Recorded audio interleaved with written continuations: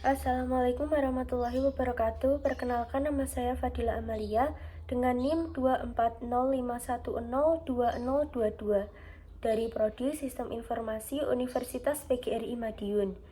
Di sini saya akan menjelaskan materi sekaligus menjadi tugas penilaian tengah semester saya di mata kuliah Analisis Proses Bisnis yang diampu oleh Ibu dosen Meilenawati Skom Mkom. Business Process Maternity Model merupakan kerangka kerja yang dilakukan untuk memahami tingkat kematangan maternity dari proses bisnis suatu organisasi. Model ini membantu suatu organisasi untuk lebih memahami bagaimana proses bisnis mereka terdokumentasi, diukur, dikelola, dan dioptimalkan. Level 1 ada intil, merupakan proses bisnis yang belum konsisten, tidak terdokumentasi, dan juga tidak tergantung pada individu tertentu. Selain itu juga tidak terstandarisasi proses pengelolaannya sehingga masih rentan terhadap kesalahan dan juga ketidakpastian. Di level 2 yaitu ada manage, proses sudah dilakukan dengan konsisten dan juga stabil walaupun masih belum memiliki standar yang baku, lalu proses sudah di bawah pengawasan, dan selanjutnya organisasi sudah bisa mengelola proses dengan aktif, namun belum bisa terdokumentasi secara formal. Di level 3 yaitu ada define, di mana proses bisnis di sini telah terstandarisasi dan juga terdokumentasi secara formal. Lalu sudah memiliki standar proses tersendiri. Dan yang terakhir, organisasi ini akan menjadi dasar untuk pengelolaan dan juga pengukuran untuk kedepannya agar lebih baik lagi. Di level 4 yaitu ada manage, di mana proses bisnis di sini telah dikelola secara kuantitatif. Lalu organisasi menggunakan data dan metrik untuk mengukur proses kinerja. Selanjutnya yaitu proses menjadi lebih dapat diprediksi dan diminimalisir tentang risiko yang akan didapat. Di level 5 yaitu ada innovating dan optimizing. Pada proses bisnis ini, mereka berfokus pada perbaikan dan juga pengoptimalan.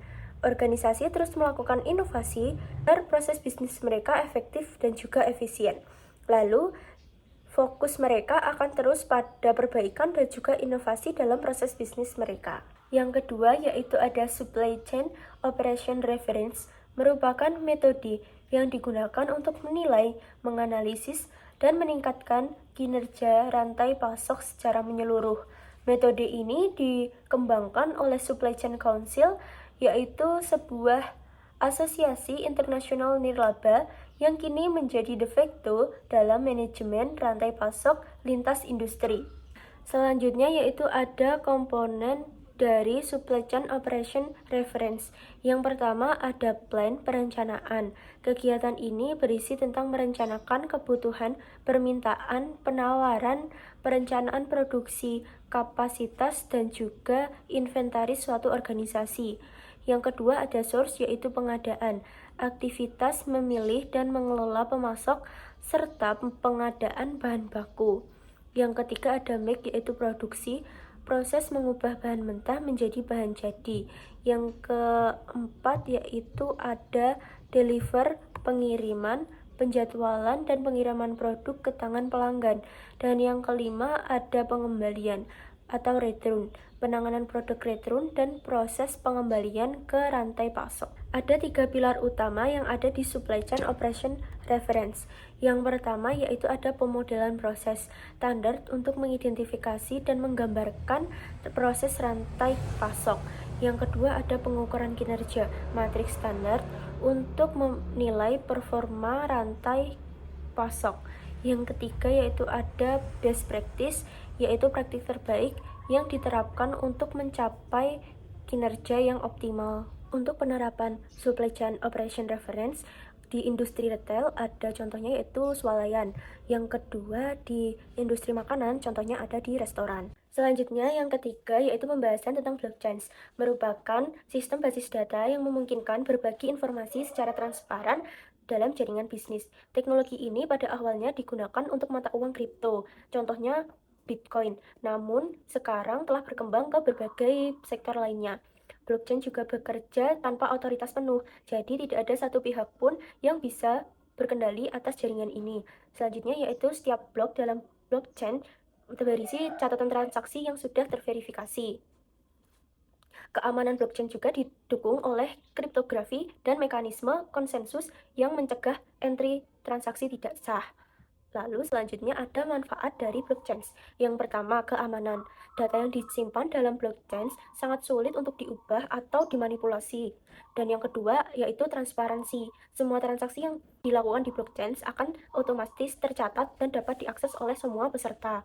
Yang ketiga ada desentralisasi, yaitu tidak ada otoritas pusat yang mengendalikan jaringan ini, sehingga mengurangi resiko penyensoran atau manipulasi. Yang keempat yaitu ada efisiensi. Blockchain dapat mengurangi biaya transaksi dan mempercepat proses verifikasi. Yang pertama ada di keuangan, yaitu di kripto, contohnya Bitcoin. Digunakan untuk mengirim uang ke berbagai negara tanpa menggunakan bank. Yang kedua, transaksi dicatat oleh blockchain secara permanen. Selanjutnya yaitu ada supply chain, yang mencatat pergerakan pengiriman barang dari petani, distributor, supermarket, hingga ke konsumen, dan meningkatkan transparansi, keaslian produk, dan juga menghindari pemalsuan. Yang ketiga yaitu sertifikat dan pendidikan. Contohnya di universitas, blockchain digunakan untuk menyimpan ijazah serta sertifikat digital agar tidak dipalsukan. Yang keempat yaitu ada voting digital. Digunakan untuk membuat sistem suara yang aman dan transparan. Dan setiap suara akan dicatat di blockchain secara permanen dan tidak akan bisa diubah. Nomor 5 yaitu ada NFT dan seni digital. NFT non-fungible token yang digunakan untuk menjual karya seni digital menggunakan blockchain. Bukti kepemilikan akan tersimpan secara permanen dan tidak akan bisa diubah dalam blockchain. Sekian materi yang dapat saya sampaikan, kurang lebihnya mohon maaf. Wassalamualaikum warahmatullahi wabarakatuh.